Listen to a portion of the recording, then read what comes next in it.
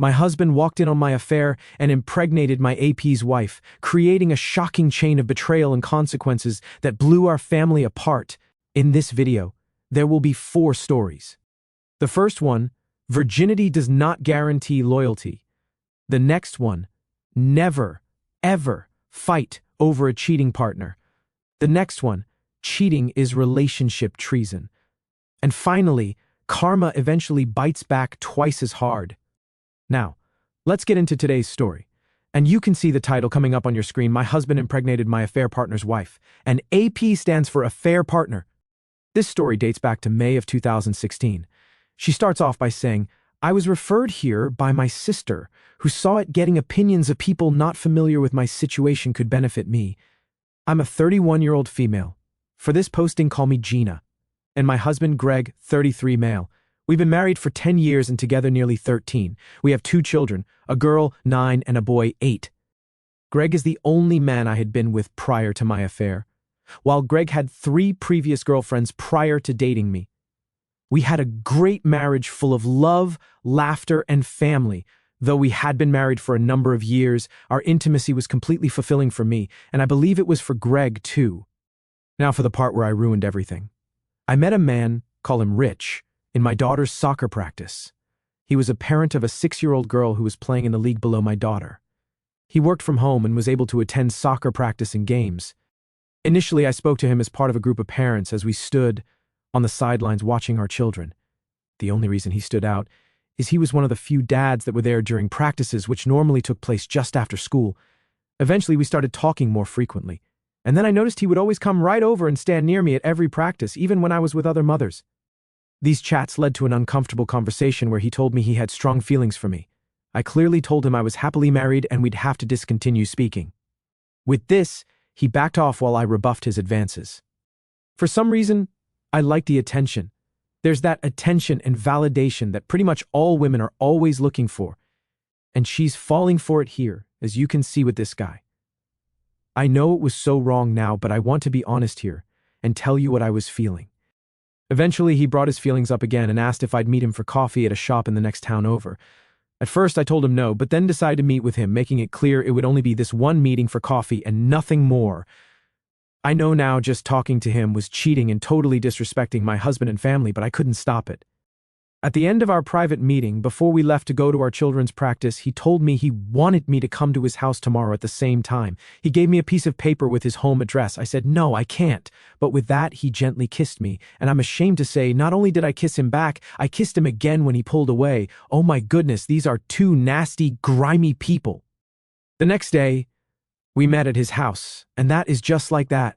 She meets at his house and they do the deed. There was no talking before or build-up. We just did it. As I looked around and saw photos of his beautiful wife and child, I became so upset with myself. I started thinking about Greg and my kids and burst out crying, telling Rich I couldn't do this again. We cleaned up, got dressed, and left in our cars for practice.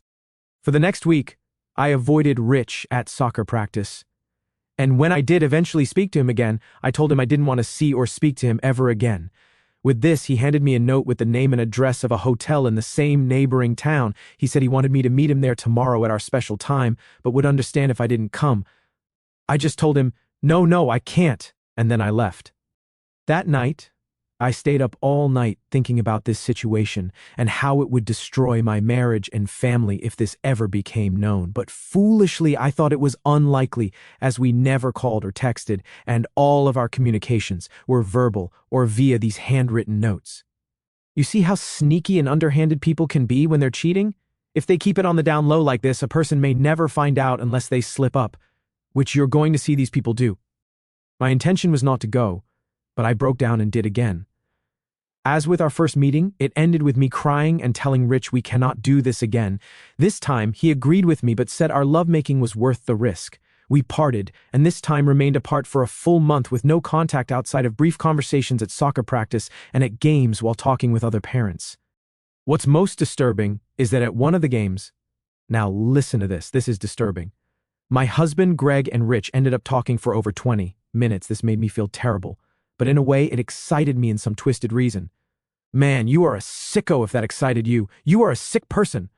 Fast forward to my D-Day, the day my husband discovered my affair and the absolute worst day of my life, she says, already crying. Rich and I spoke at soccer practice the day before and agreed we can no longer meet, as we were both happily married and loved our spouses and children. If you're cheating on your husband and he's cheating on his wife, you are not happily married. And guess what? You do not love or respect your spouses. That is just bunk. However, and here's where I made a really bad mistake. We agreed to meet one final time. I know people on here are not going to believe me, but it's true. D-Day was to be our final time. I don't believe you. I can tell you that right now. That was not going to be your final time. The only reason why it was your final time is because, as you're going to see here, she gets busted. I didn't want to meet at Rich's house, as I couldn't take seeing the photos of his wife and child. So I offered to have him meet me at my home. The plan was for him to park on the adjacent street and walk over to my house, then walk up to the side door where I would let him in. It was slightly raining and no one was out on the street, so I thought he did so undetected. You see again how much planning goes into these affairs. When people lie and they say, "Oh, it just happened on the spur of the moment. We just did it, because we kind of ran into each other." No, all of these affairs, you'll find out if you really dig deeper, are really well planned out. And no one can get away by saying, "Oh, it just happened." No, it didn't happen. It was a calculated decision. I took him into our home office on the second floor, which has a guest bed. And that is where we got together. I want to say I would have never done anything in our marital bed like we did at Rich's house, as I have too much love and respect for my husband. Really, lady? You have the nerve to say that and write that? Unbelievable? Since this was going to be our last time, there was a lot of kissing and foreplay before the actual act. Just as we began, my husband Greg came into the room and stood beside the bed, recording. I don't know how long he had been there before he said, "What the hell is going on here?" With this, Rich and I quickly separated, and I just started crying, telling Greg, "I'm sorry," and I could explain everything. Explain what? She says, "I don't know, but at the time it was all I could think to say." And a lot of these stories you'll hear, that's one of the first things that people say if they are busted cheating. "Oh, I can explain everything," even though they're, naked with another person. And that is just a defense mechanism to buy time. They don't have anything to explain. What are they going to explain? This is crazy. I don't know what got into Rich, but he completely panicked and tried to push past Greg, who was blocking the door. Greg is over 6 feet tall and weighs nearly 230 pounds, while Rich is only about 5'10" and weighs about 160. So he bounced off Greg, falling back to the floor. He got up again and attempted to charge at Greg, but this time Greg stepped forward and pushed him back hard. Now listen to what happens next. The push sent Rich flying back, where he hit one of the window screens and fell backwards out the window, landing on a large juniper-type bush we have in front of the house. He was completely naked. I cried and begged Greg to stop, as he was going to hurt Rich, and I didn't want him, Greg, to get in trouble. With this, Greg just gave me a mean look and ran down the stairs. I was afraid he was going to beat Rich, and was so fearful my husband would get in trouble with the law. I watched from the window, wrapped in a comforter, and saw Rich still laying naked in the bush, trying to extract himself. I could see he was scratched up and bleeding, but didn't appear seriously injured. Now we're at a point in this story where I want to encourage you, if you're liking what you hear, hit that like button. That will get this video seen by people all over the world. Now let's go on with our story. Greg emerged from the house holding Rich's cell phone and started shouting at Rich to give him his passcode. Rich started begging for mercy, pleading with Greg not to hurt him and not to call his wife, Kate. Greg got angry and told Rich to give him the effing code or you're going to suffer. With this, Rich quickly gave him the code and Greg entered it into the phone. Greg then called Kate and told her who he was and explained that he was standing here with her naked husband, who he just caught having sex with his wife. After some additional back and forth and comforting talk, he gave her our address and ended the call. I then saw our next-door neighbor walking over. He asked Greg if everything was all right. Greg told him no, but said he'd be okay. Greg then thanked him for calling him and explained he caught us in the act. Our neighbor said he knew something was up when he saw a man sneaking around outside the house. He said at first he thought he was robbing the place until he saw me answer the door and let him in. The neighbor told Greg he just had to call. "Well, Greg, you need to buy that guy a beer, or better yet, buy him dinner, or better yet, buy him a huge gift certificate, because he saved you a lot of grief and future aggravation." Greg told the neighbor he was going to call the police, as he wanted to report the situation. Hearing this, Rich began crying and pleaded with Greg not to do so. At this point, he was still naked, and had begun shaking violently. I shouted down to Greg, asking him to please not call the police, but he ignored us and called. The police came within a few minutes. Greg and our neighbor met the officer out at the curb, where they spoke for several minutes, pointing to the neighbor, house, and then up to the office window. They next walked up to the bush where Rich was hunched over, crying and naked. This Rich is just an emotional basket case. The officer asked Greg if he could retrieve his clothes, and Greg said he would do so. When I heard Greg open the door, I ran to the top of the steps, crying and telling him how sorry I was and how much I loved him, but he never looked up. He just gathered Rich's clothes and shoes off the floor and stairs and went back outside. The officer took the clothes from Greg and handed them to Rich, and he clumsily got dressed. Rich was hyperventilating and still violently shaking. At this point, I had never seen anyone do this and realized it was probably from a combination of nervous fear, shock, and from being cold, as it was only about 55 degrees. I stood at the window while the officer questioned Rich, but they couldn't see me because of the screens we have on our windows. He told Rich to settle down and relax, which he eventually did. Rich said it was all his fault and he deserved it. He explained truthfully what happened and said he charged at Greg as he just wanted to get out of there. The officer asked him if Greg acted defensively or offensively when he pushed him. Rich replied that it was defensively. I was relieved Rich didn't falsely accuse Greg. Soon, a number of neighbors gathered out front. The neighbor who reported me to Greg was explaining to them what was going on. I was so embarrassed and just cried harder. Now back to the police officer and Rich. The officer asked him if he wanted to press charges. Rich said he didn't and said he just wanted to leave and promised to never bother our family again. After this, Rich's wife, Kate, pulled up out front. My husband walked out to greet her where they spoke for a minute or so. Rich ran over to her, crying and saying he was sorry, but she didn't acknowledge him. The officer spoke to her, and I could faintly hear her say she wanted Rich to stay away from her. The officer then told Rich to step back, and he did and started ugly crying. The officer spoke to Greg and Kate for a few minutes, then walked into the house to speak to me. He called up the stairs and asked if I could come down and talk with him. I said okay, but asked him to give me a minute or so to get dressed. The officer then took my statement. At the end of our conversation, he said that my husband requested I voluntarily leave the home. I told the officer I didn't want to and then I needed to speak with my husband. He said he understood but explained it would be best if I left at least for tonight so things could calm down. I cried, and he asked if there was anyone I could call, and I told him yes, my parents. No sooner did I say this, I heard my mom on the porch talking to Greg. When I saw her face, I just said, "Mom, I'm sorry, I really messed up bad." The officer explained to Mom that it would be best for me to stay with her for a few days until things settled down. I then went upstairs with Mom to pack. She didn't say anything while I packed, but I knew she was angry, embarrassed, and really disappointed with me.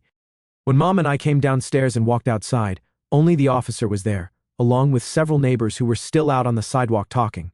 The officer explained that Greg had gone to pick up the kids at school and would be taking them to practice, then out to eat. He said Greg asked that I close and lock the door, and he, Greg, would call me in a few days to talk. When I got back to my parents' house, both Mom and Dad scolded me for destroying my marriage. I just said I was sorry and explained that I was going to win back Greg's trust. My dad told me that was never going to happen and that I should just start preparing for divorce. With this, I burst out crying, and Mom asked him why he'd say something like that. He just said, "Because it's true.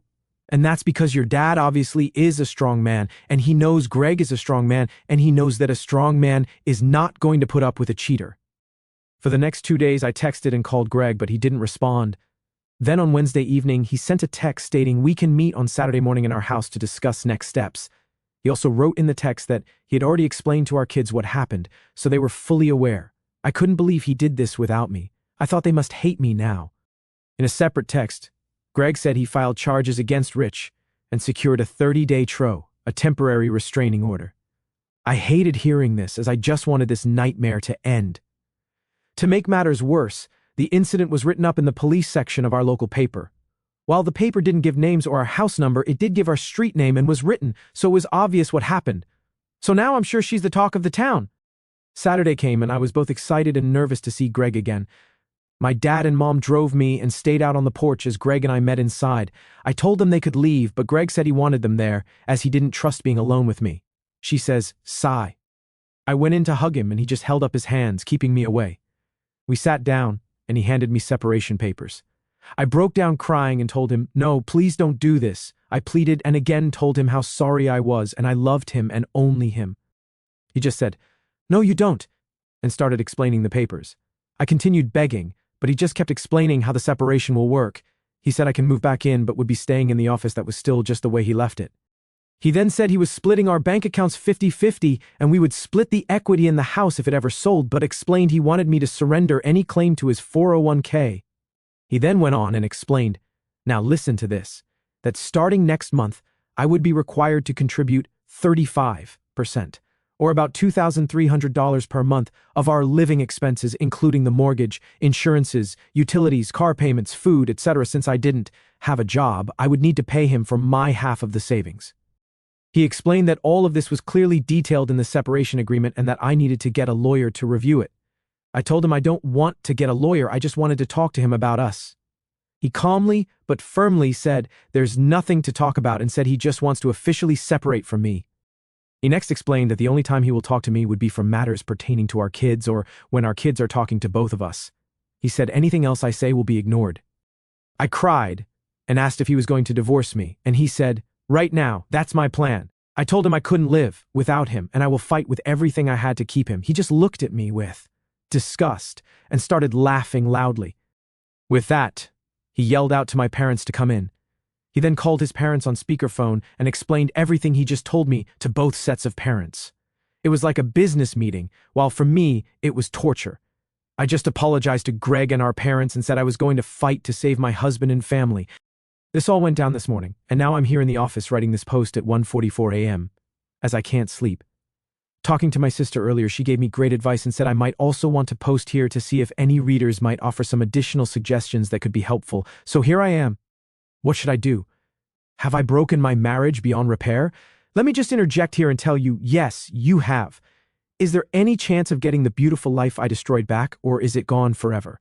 Let me tell you, it is gone forever. She says all responses, even the bad ones, are welcome right now. I just feel like an outcast with no one to turn to. My sister has been great, though she too is disgusted with me. Thank you in advance for reading this and for any replies you send. Gina. So that's the end of her original post. Now I'm going to read a few responses that she got from the community, and all of these responses are from women. I usually pick a combination of responses from women and men, but this time on this posting, all the responses from men were more very short and to the point, like, oh, you're nasty, oh, you're terrible, or I'd divorce you immediately, things like that, where some of the women had more descriptive and, I think, a little better comments. And let's get to them right now. The first one says, not only have you destroyed your marriage, you have forever changed the relationship you have with your children, your parents, and everyone in the community. Something similar, though, not as dramatic, happened to my sister 6 years ago. Her husband divorced her, and everyone in our small town still refers to her as the home wrecker. Good luck! Here's the second response from a woman who says, do you know how much danger you put your husband in by bringing this strange man into his home? In the heat of the moment, your lover could have seriously hurt Greg by knocking him down. Or your lover could have been seriously hurt, or worse, when he fell out of the window. Your husband could be facing prison time now, all because of you. You are beyond awful. And then finally, the third response here, she says, I was in your shoes 7 years ago. I know you're not going to want to hear this, but the best thing to do is to divorce. My loving husband took me back, but our marriage was never the same. He never touched me again and instead began a relationship with his now wife. He met her through the one-sided open marriage I offered him. We finally divorced 2 years ago. I wish you well. Well, 2 things to say about this response. Number 1, never stay with a cheater. Number 2, open relationships do not work. Now here's the updates. And guess what? There's only one update, and it's a final update that she gave about 15 months later. You can see this update is from August of 2017, so about 15 months later. She says, a lot has happened in my life since I last updated.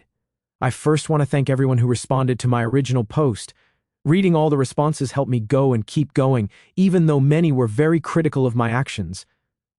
I can say from experience that not every story has a happy ending. In fact, some endings are just terrible. Greg and I are now divorced. Good job, Greg. That's what you should have done, because you never want to stay with a cheater. I tear up now just hearing those words, and I still can't believe it. It's just a nightmare. If you remember from my original post, my husband and I were back living together in our home, even though we were legally separated. Things were cold between us for the first month, but then he started to come around, talking to me more and even laughing and joking with me and the kids. I was feeling good about our progress and was confident we could reconcile if we kept on the path we were on. Then out of the blue, 4 months into our separation. Greg said he wanted to talk with me alone without the kids. I thought this was going to be a discussion about us taking the next steps towards reconciliation, but instead he told me he wanted a divorce. I was completely devastated. I know all wayward wives use that term a lot in these posts, but I can tell you I truly was. Greg explained that while he will always care deeply for me as the mother of his 2 beautiful children, the love, passion, and trust he had for me is gone. I tried everything to get him to change his mind, but it was already made up. I broke down and we hugged, but I could tell it was not a hug of a husband and a wife. It was more like 2 friends. Since we had been separated nearly 4 months and had already agreed to the division of assets and custody in the separation agreement, the divorce went quickly and was finalized in February of this year. Greg treated me fairly. He bought out my equity share in our home and even gave me an additional $10,000 as he wanted to make sure I was able to maintain a good home for our kids. Even though I had a nice sum of money from the divorce, it was not enough to buy a home. Nor was it enough to live on for the rest of my life. So I ended up taking a job at a new donut franchise just down the street from our kids' school. I know the woman who owns the franchise, so I contacted her about working there and she hired me on the spot. Contrary to what you might think, I love working there. The owner is very nice and understanding. My CO workers are awesome. And our customers are super friendly. I kind of wished I had gotten a job while I was married, as maybe things wouldn't have turned out like they have. How does the saying go? An idle mind is the devil's playground or something like that. Oh well, I can't change the past, she says. As for Greg, a month after our divorce was final, now this is where I think Greg made a mistake, he announced to his family and friends that he and Kate were officially a couple and were expecting a child in August. I ended up finding out through my kids, who are excited about having 2 new siblings, the new baby and Kate's daughter. This news absolutely destroyed me. I just couldn't believe Greg would do this and then not tell me about it himself. It's obvious Greg and Kate were seeing each other while we were separated.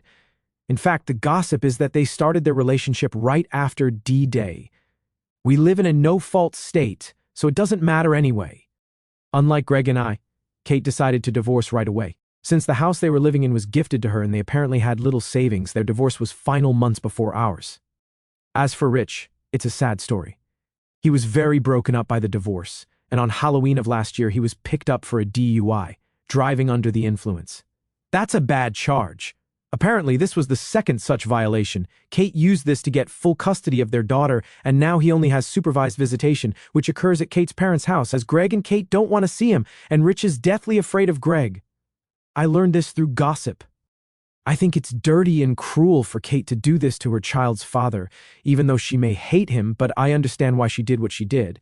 So on one hand, she's saying, I think it's dirty and cruel for her to do this, but then she says, I understand why she did what she did. Her husband's a cheater. Her husband's a liar. Her husband has 2 DUIs. Do you really want to trust your daughter with this guy? He's totally unstable.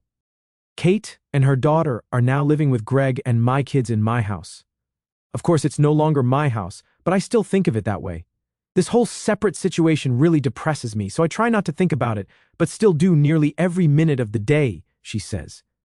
I try to convince myself that this whole thing with Kate is just a phase for Greg, just like I went through with Rich. Kate is pretty and young. She's 26. So you can see here, folks, she's very, of course, jealous of this Kate because Kate now has her man. And oh, by the way, Kate is younger by some 5 years, and I'm guessing she's also prettier than the original poster here. So she says she's like a new play toy for Greg. Since they were brought together under stressful circumstances, I don't think their love is genuine. I still hold hope that one day Greg and I will reunite, but I wish him and Kate the best. Does anybody really think she wishes Kate and her husband Greg the best? That their relationship works and flourishes? No. She hopes that they break up so that she can try to swoop back in and get her husband. Last week, I was advised that my contact with Greg will be limited further, as he advised me we will only be talking about our kids via email starting on Wednesday of this week. Greg said Kate has been communicating with Rich this way, and he wants to do the same. Hearing this broke me even further. I know Kate had to put him up to this, as he would never cut me off like that. See, everything now is Kate's fault, even though Kate is a victim of your affair, OP. You're treating her like she's a villain. As for me, I've recently been spending most of my time decorating my new apartment and making it a comfortable place for my kids. It's only got 2 bedrooms, so things are a little crowded, but we make it work. I wish I could go back and change the past, but I can't. So now I'm just moving forward one baby step at a time. That's where things are today with me. Thanks for reading this. Gina? So that's her story. And overall, I think her husband handled things up front pretty well. He immediately addressed the situation with his wife. He separated from her legally. He communicated to everyone about the affair, which is a good thing for him to do. And then he immediately divorced her. Now, where I think he made a mistake is when he confronted that affair partner up in that office and he pushed hard and he ended up flipping out the window. Even though that guy charged at him, you got to be very careful in these kinds of situations, because if that guy would have gotten hurt, seriously hurt, or even worse, then he could have been in real hot water with the law there. So that's where I say you got to be very careful and never employ violence. Now, the other place where I think he has made a big mistake is jumping into this relationship with Kate. I see no problem with him dating Kate and having fun with Kate, but jumping into a relationship and now having a child on the way, I think is a big mistake, because all he's done by doing that is forever cemented the relationship with these four people. He is never now going to get this Rich out of his life, because now remember, Rich has a child with Kate, so there's always going to be a connection there. And his ex-wife is always going to be in his life as well, because he's got children with her. So these four people, these four adults, now, whether they want to or not, are going to be part of each other's lives in some respect for a long, long time. And I think that was a big mistake. I want to hear from you. How do you think he handled this situation? Would you have done something different? Have you ever been in a situation like this? If you have, how have you handled it? I want to hear from you, and hit that like button.